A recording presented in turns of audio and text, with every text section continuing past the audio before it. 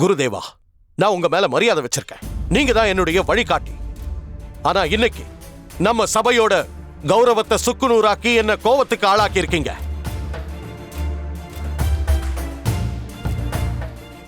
நீங்க தண்டனைக்கு உரியவர் ஆயிட்டீங்க குருதேவா. மன்னிக்கணும் மகாராஜா. நீங்க முடிவெடுக்கிறதுக்கு முன்னாடி ஒரு சின்ன விஷயம். எதுவா இருந்தாலும் சீக்கிரம் சொல்லு பண்டிதனே ராமகிருஷ்ணா. சரி அரசே. மகாராஜா, தாய்மொழி என்னன்னு கண்டுபிடிக்க இவர் சவால் விடும் போது இவர் கை நீட்டி அடிக்க கூடாதுன்னு இவர் எந்த நிபந்தனையும் வைக்கலையே. குருதேவரும் முன்னாடியே சொல்லிட்டாரே, இவர் அவமானப்படுத்துறது அவர் நோக்கம் இல்ல. இவரோட தாய்மொழி என்னங்கறத தெரிஞ்சுக்க மட்டும்தான் அடிச்சிருக்காரு. அப்படி இருக்கும்போது குருதேவருக்கு மரண தண்டனை கொடுக்கறது நியாயமா இருக்காது. இருந்தாலும் என்னோட தாய்மொழி எதுன்னு இவர் சொல்லவே இல்லையே. நான் சவால் விடும்போது என்னை யாரு வேணாலும் அடிக்கலாம், கொலை பண்ணலாம், இல்ல என்ன கடத்திட்டு கூட போகலாம் அப்படின்னு நான் சொல்லவே இல்லையே. அதுக்காக என்னோட தாய்மொழி என்னன்னு தெரிஞ்சுக்கிறதுக்காக இவரு என்ன வேணாலும் பண்ணலாங்கிறீங்களா? பண்டிதனே ராமகிருஷ்ணா, பதில் சொல்லு. பதில் இருந்தா தானே சொல்றதுக்கு மகாராஜா. உண்மைய சொல்ல போனா இவரு ரொம்ப ஆர்வமா தாத்தாச்சாரியரை காப்பாத்துறதுக்கு முயற்சி பண்ணுனது எனக்கு பிடிச்சிருக்கு. இன்னொரு விஷயம் என்னன்னா, நான் உங்க அரசபையோட ரத்தினம் பண்டிதர் ராமகிருஷ்ணனை தோக்கடிக்கிறதுக்காக தான் வந்தேன். இப்படி ஒரு வாய்ப்பை அந்த கடவுளே எனக்கு கொடுத்திருக்காரு. அறிஞரே, நீங்க இப்ப சொல்றதுக்கு அர்த்தம் என்ன? ஒருவேளை பண்டிதர் ராமகிருஷ்ணா அவர்களுக்கு ஆச்சாரியருக்கு தூக்கு தண்டனை கொடுக்கறதுல விருப்பம் இல்லைன்னா, இவரோட சொத்தை என்கிட்ட ஒப்படைக்க தயாரா இல்லைன்னா, என்னோட சவாலை இவரு தான் சந்திச்சாகணும்.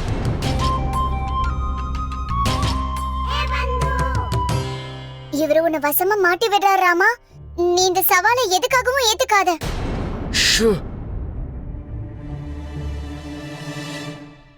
ஒருவேளை பண்டிதர் ராமகிருஷ்ணன் என்ன தோக்கடிச்சிட்டாருன்னா என் மொத்த சொத்தையும் இவர்கிட்ட ஒப்படைச்சிடுவேன். அது மட்டும் இல்ல, தாத்தாச்சாரியர் என்ன அவமானப்படுத்தின விஷயத்தை கூட நான் அதோட மறந்துடுவேன். ஆனா ஒருவேளை பண்டிதர் ராமகிருஷ்ணன் என்கிட்ட தோத்துட்டா, இவங்க 2 பேரோட சொத்து மட்டும் எனக்கு சொந்தமாகறதோட மட்டும் இல்லாம இந்த தாத்தாச்சாரியருக்கு நீங்க தூக்கு தண்டனைய நிறைவேற்றி ஆகணும்.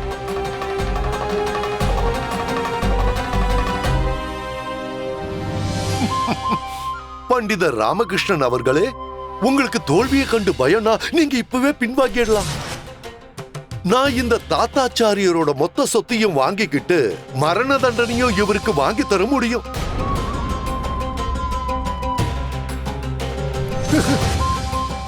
சொல்லுங்க பண்டிதரே, உங்க முடிவு என்ன?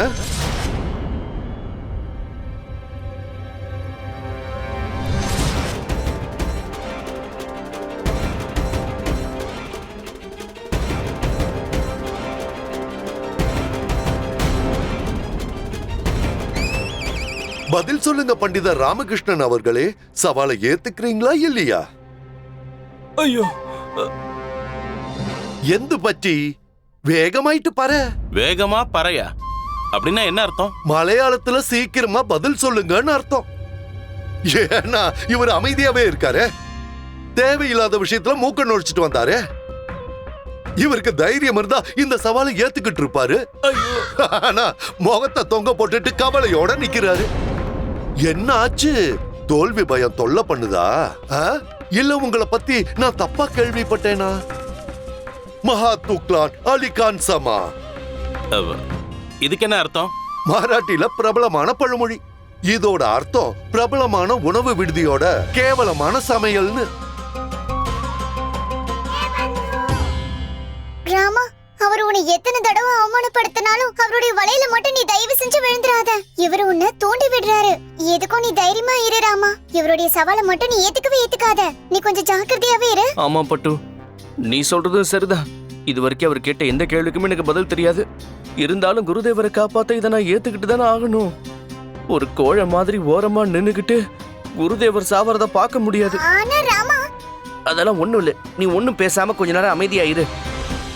என்ன ஆச்சு? அப்படியே வாயடிச்சு போய் நின்னுட்டீங்க.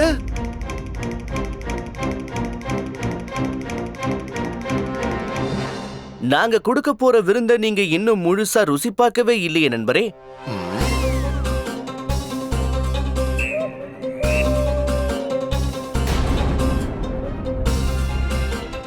அகங்காரம், திமிரு, பொறாமை இதெல்லாம் விஜயநகர சமையல சாப்பிட்டதுக்கு அப்புறம் உங்க மனசுல இருந்து ஒரேடியா போயிடும். நான் உங்களுடைய சவாலை ஏத்துக்க தயாரா இருக்கேன்.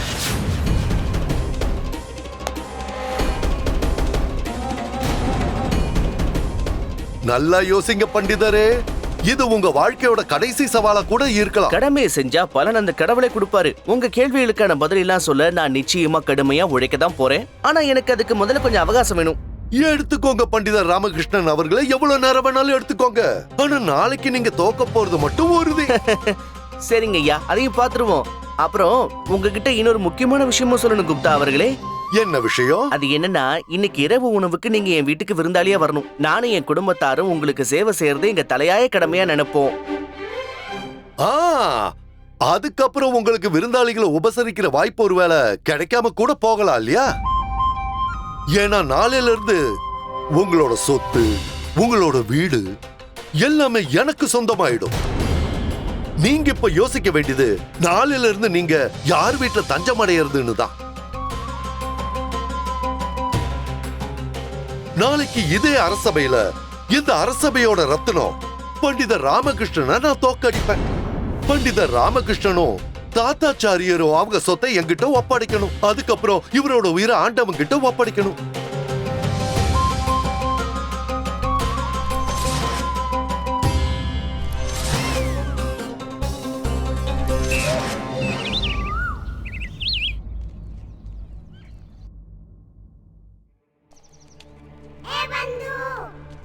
ராமா, முட்டாள்தனமான முடிவை எடுத்துட்டு நீ எப்படியாவது இவருடைய தாய்மொழியை என்னன்னு கண்டுபிடிக்கிறதுக்கு முயற்சி பண்ணு. இன்னும் என்ன பண்ண சொல்ற? வேற என்ன, போட்டு வாங்க சொல்றேன். பேச்சு கொடுத்தாதான் இவரை பத்தி நம்மளால தெரிஞ்சுக்க முடியும். சொந்த ஊரு எதுன்னு தெரிஞ்சா அவருடைய தாய்மொழி என்னன்னு நம்ம தெரிஞ்சுக்கலாம். என்ன யோசிக்கிறீங்க பண்டிதர் ராமகிருஷ்ணா? ஒண்ணும் இல்லைங்க, சும்மா காலார நடந்து போய்கிட்டு இருக்கேன். இந்த மாதிரி காத்து வீசும்போது உங்களுக்கு அது பிடிக்குமா? हवा को कौन नहीं चाहता है, हवा ही जीवन है. இது ஹிந்தி. இதுக்கு அர்த்தம் என்னன்னா, காற்றை யாருக்கு தான் பிடிக்காதுன்னு. காற்று தானே வாழ்க்கையே. ஆனா விஜயநகரத்துல வீசக்கூடிய காற்றுடைய அருமையே வேற. இங்க வீசக்கூடிய காத்துல பூக்களுடைய நறுமணம் கலந்து வீசும். உங்க ஊருக்கும் இந்த மாதிரி ஏதாவது சிறப்பு இருக்குங்களா? எங்க ஊர்லயும் காற்று காற்று தான். அத ஊர்லயும் ராஜ்யத்திலயும் சீமையிலையும் அடைச்சு வைக்க முடியாது. சரியா சொன்னீங்க, கேட்க நல்லாவும் இருக்கு. காத்தை யாராலையுமே அடைச்சு வைக்க முடியாது. இருந்தாலும் அந்த ஊருக்குன்னு தனி சிறப்பு ஏதாவது ஒண்ணு இருக்கும் இல்லையா? உங்க தாய் மண்ணுல வீசக்கூடிய காற்றுல மறந்துட்ட. இங்க வந்ததும் எல்லாமே மறந்து போச்சு பண்டிதரே. விஜயநகரத்தோட காற்றுல இருக்கிற விசேஷமே அதுதான். எனக்கு என்னமோ நாளைக்கு உங்களை தோக்கடிச்சதுக்கு அப்புறம் உங்க வீட்லயே இருக்கலாம்னு தோணுது. இந்த விஜயநகரத்தை என் சொந்த ஊரா ஏத்துக்கிறேன். என்ன, நான் சொன்னது சரிதானே? ஆமாமா, ரொம்ப சரியா சொன்னீங்க, ஒத்துக்கிறேன்.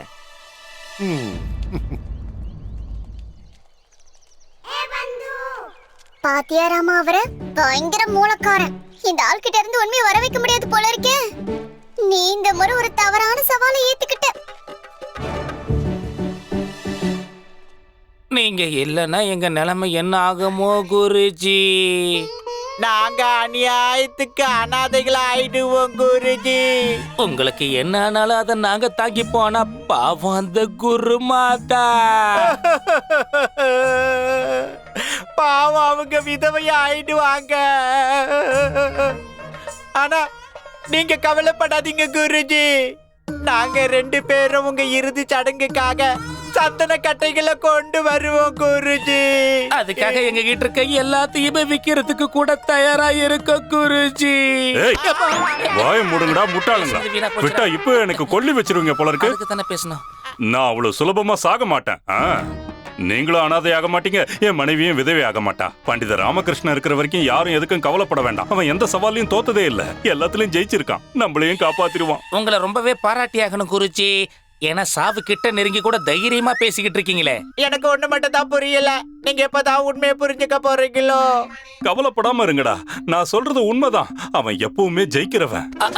ஆமா, இந்த முறையை அவன் தான் ஜெயிக்க போறான். ஆனா தோத்ததுக்கு அப்புறமா. நீ சொல்றதுக்கு என்ன அர்த்தம்? அர்த்தம் என்னன்னா நீங்க வேணும்னா மறக்கலாம், ஆனா அந்த பண்டிதர் ராமகிருஷ்ணன் எதையும் மறக்க மாட்டான். ஒவ்வொரு நொடியும் ஒவ்வொரு நிமிஷமும் உங்களால தான் அவன் கஷ்டத்தை அனுபவிச்சுக்கிட்டு இருக்கான் குருஜி. அதனால அந்த பண்டிதர் ராமகிருஷ்ணன் இந்த போட்டியில ஜெயிக்கிற மாதிரி ஜெயிச்சு தோக்கத்தான் போறான். இல்ல இல்ல இல்ல அதான் உண்மை. அப்படி நடக்க வாய்ப்பே இல்ல. வாய்ப்பு இருக்கு. ஒருவேளை ராமகிருஷ்ணன் தோத்துட்டான்னா அவன் நடுத்தெருவுக்கு வந்துருவான். அவன் கிட்ட இருக்கிற எல்லாத்தையும் இழந்துருவான். குருஜி நீங்க அவனை யார நினைச்சு பேசிக்கிட்டு இருக்கீங்க? ராமா. அந்த ராமகிருஷ்ணன் யோசிக்கிற விஷயத்த நிச்சயமா உங்களால யோசிக்க முடியாது குருஜி. கடைசியா உங்க மண்டைய போட்டு உருட்டி யோசிச்சு பாருங்க, அந்த ஆளு எதுக்கு அவன் வீட்டுக்கு விருந்துக்கு கூப்பிட்டானே? ஏன் கூப்பிட்டான்? ஏன்னா அந்த பண்டிதர் ராமகிருஷ்ணன் உங்களுக்கு எதிரா ஒரு திட்டத்தை தீட்டிக்கிட்டு இருக்கான் குருஜி. அவ யாருக்கும் தெரியாம அந்த மனுஷன் கூட சேர்ந்து ரகசிய உடன்படிக்கை போட போறான். அதனால நாளைக்கு அரசவையில அந்த குப்து கிட்ட பண்டிதராம தோத்து போறதுக்கு நிறைய வாய்ப்புகள் இருக்கு குருஜி. அது மட்டும் இல்லாம மறைமுகமா இருந்து உங்க உயிரை எடுக்கவும் வாய்ப்பு இருக்கு குருஜி. அதுக்கப்புறமா அந்த குப்து பண்டித ராமனுக்கு கொடுக்க வேண்டிய பணத்தையும் கொடுத்துருவேன், உங்க உயிரும் போயிடும். ஏற்கனவே நான் கதி கலங்கி போயிருக்கேன், இன்னும் ஏன்டா பயமுறுத்துறீங்க? குருஜி நாங்க நடக்க போற விஷயத்தை தான் பேசிக்கிட்டு இருக்கோம், எங்களை நம்புங்க குருஜி. அப்படின்னா வாங்க போலாம். எங்க குருஜி கூப்பிடுறீங்க? பண்டித ராமகிருஷ்ணன் வீட்டுக்கு. அவன் குப்து கிட்ட என்ன பேசுறான், ரெண்டு பேரும் சேர்ந்து என்ன திட்டம் போடுறாங்க, இது எல்லாத்தையுமே நான் தெரிஞ்சுக்கணும். நாம யாருக்கும் தெரியாம ராமகிருஷ்ணன் வீட்டுல நுழைஞ்சு எல்லாத்தையும் தெரிஞ்சுக்கணும். வாங்க.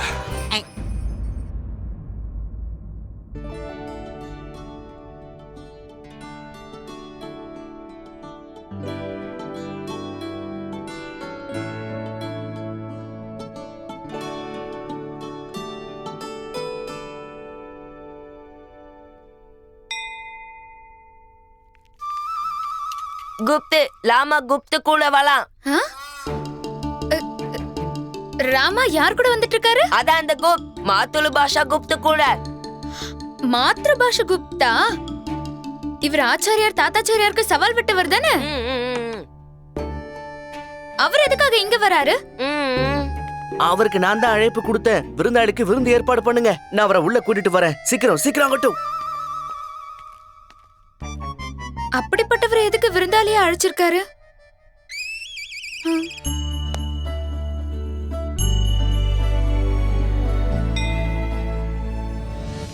வாங்க ஐயா, வாங்க வாங்க. தாம்பா தாம்பா. தாம்பாவா? இவரும் குண்டப்பா மாதிரி திக்கி பேசுறாரா என்ன? இதுக்கு பேரு தடி, தாம்பா இல்ல. தாம்பான்னா கொஞ்சம் நில்லுங்கன்னு அர்த்தம், தடி இல்ல. மராட்டில தாம்பான்னா நில்லுங்கன்னு அர்த்தம்.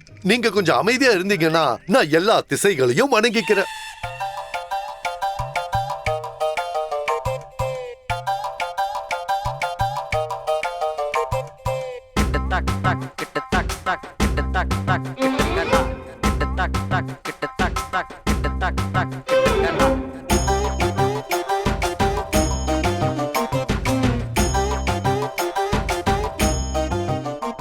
இவங்களுக்கு என்ன ஆச்சு? அது என்னன்னா இவங்க மௌன விரதத்துல இருக்காங்க.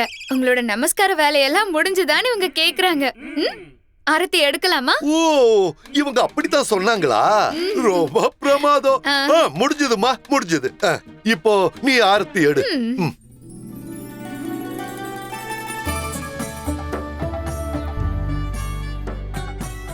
வாங்க ஐயா, உள்ள வாங்க.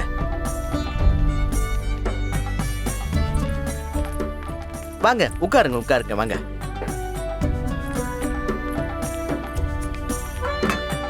ஓ,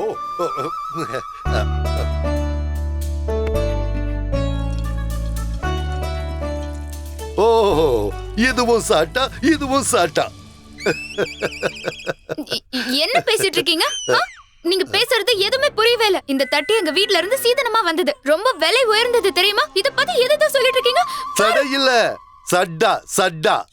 இதோட அர்த்தம் பஞ்சாபில தன்னோட பொருள்னு சொல்லுவாங்க. இந்த தட்டு எனக்கு சொந்தமாக போகுதுல்ல, பிறந்த வீட்ல இருந்து உங்களுக்கு கிடைச்சது, உங்ககிட்ட இருந்து எனக்கு வருது. இது எப்படி உங்களுக்கு சொந்தமாகும்? ஏன்னா பண்டிதர் ராமகிருஷ்ணன் என்கிட்ட தோக்க போறார் இல்லையா? இவரு என்னோட சவாலை ஏத்துக்கிட்டு இருக்காரு. இவர் என்ன சொல்றாரு? என்ன சவாலை ஏத்துக்கிட்டீங்க? அந்த தாய்மொழி சவாலா? சரி, அதெல்லாம் அப்புறம் இருக்கட்டும். முதல்ல விருந்தாளிக்கான மரியாதையை ஒழுங்கா கொடு. தாத்தாச்சாரியர் எப்பவோ தோத்து போயிட்டாரு.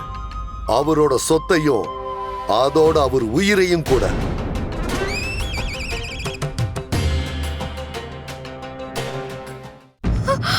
உயிர் கூடவா? அப்படின்னா ஆச்சரியாரா? அபசகுணமா பேசாத, அவர் இன்னும் உயிரோட தான் இருக்காரு. அவர் உயிரை காப்பாத்தாதான் இந்த சவாலுக்கே ஒத்துக்கிட்டேன். சரி வா,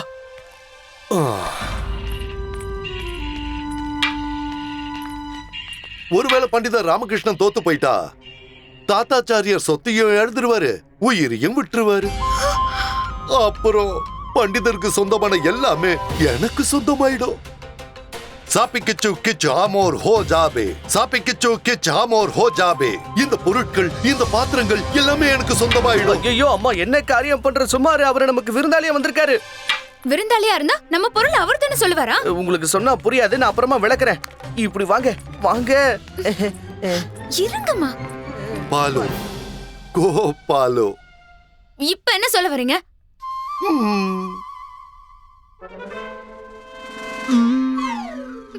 எங்க அப்பா தான் என்ன அம்மாவாசை நிலான்னு கேலி பண்ணிட்டு இருப்பாரு. ஆமா, என்ன கூட பௌர்ணமி சந்திரன்னு சொல்லுவாங்க. அப்படியா? நீங்க பாக்குறதுக்கும் அப்படிதான் இருக்கீங்க தெரியுமா?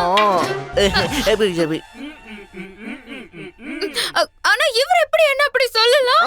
என்ன பார்த்தா அவ்வளவு எகத்தாளமா தெரியுதா? அது எப்படி என்ன பார்த்தா அப்படி சொல்லுவீங்க? பாருங்க. பாலு இல்ல, பாலோ. பெங்காலில அழக பாலோன்னு சொல்லுவாங்க. நீங்க நினைக்கிற மாதிரி இல்ல. பாலோனா அழகு, அழகு. நான் அழகுதானா? அழகினி. எல்லாமே அழகா இருக்கு. பார்க்க 2 கண்ணு பத்தல. இது எல்லாமே எனக்கு சொந்தமாக போகுது. நான் ரொம்ப கொடுத்து வச்சவன். அதோட இதுவும். எடுத்துக்கோங்க. எதை?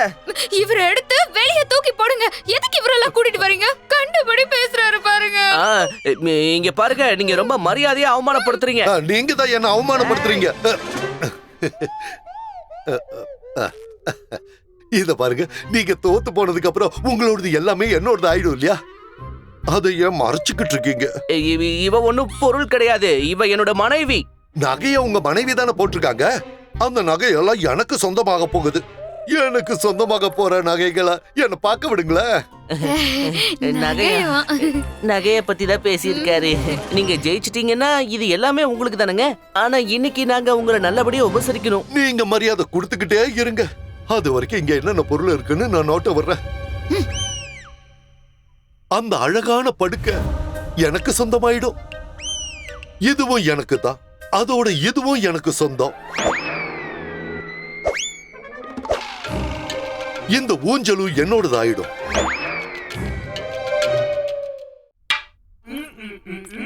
அம்மா சொல்றாங்க மொத்த வீடும் காலி ஆயிடுச்சா. ஒண்ணுமே இல்லாம இந்த வீட்ல நம்ம எப்படி வாழ்றது?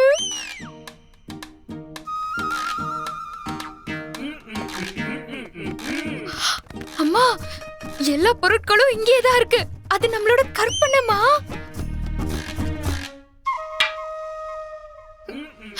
எப்படியும் நாளைக்கு காலியாக தான் போகுது. அட என்ன நீங்க? காலியாகத்தான் போகுது, ஆனா பொருட்கள் கிடையாது. நீங்க காலி பண்ண போறீங்க. ஏன்னா பொருட்களோட சேர்ந்து இந்த வீடு எனக்கு சொந்தமாயிடும் இல்லையா? அம்மா கேக்குறாங்க, இந்த வீடு வாசல் இல்லாம நாங்க எங்க தங்குறது? உங்கள மாதிரி ஆளுங்களுக்கு அந்த ஆண்டவன் தெருன்னு ஒண்ணு படைச்சிருக்கான் இல்லையா? அங்க போய் தங்கிக்கோங்க. நீ வேணா போய் தங்க, எங்களால முடியாது.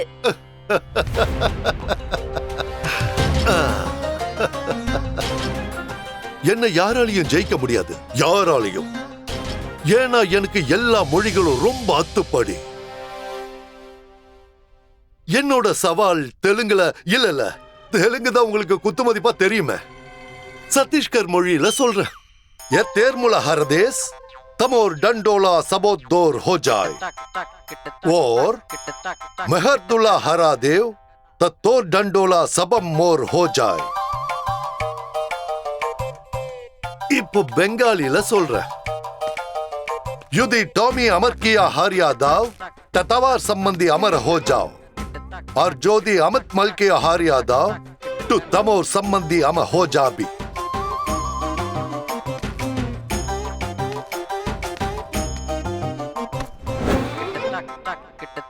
ஒருவேளை நீ என்ன தோக்கடிச்சா என்னோட சொத்துக்கள் எல்லாம் உன்கிட்ட வந்துடும். ஆனா நான் உன்னை தோக்கடிச்சா உன்னோட சொத்து எல்லாம் என்கிட்ட வந்துடும். ஞாபகம் வச்சுக்கோ.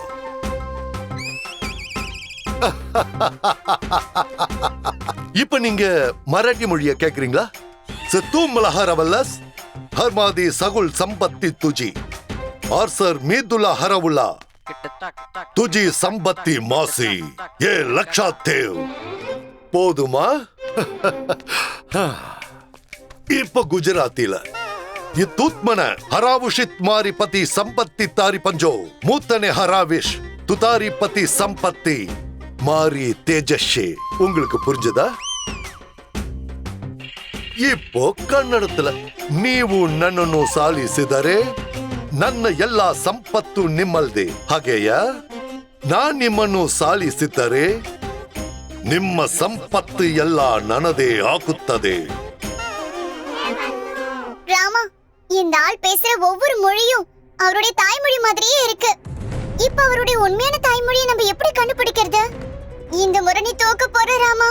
என்ன ஆக போதோ தெரியல.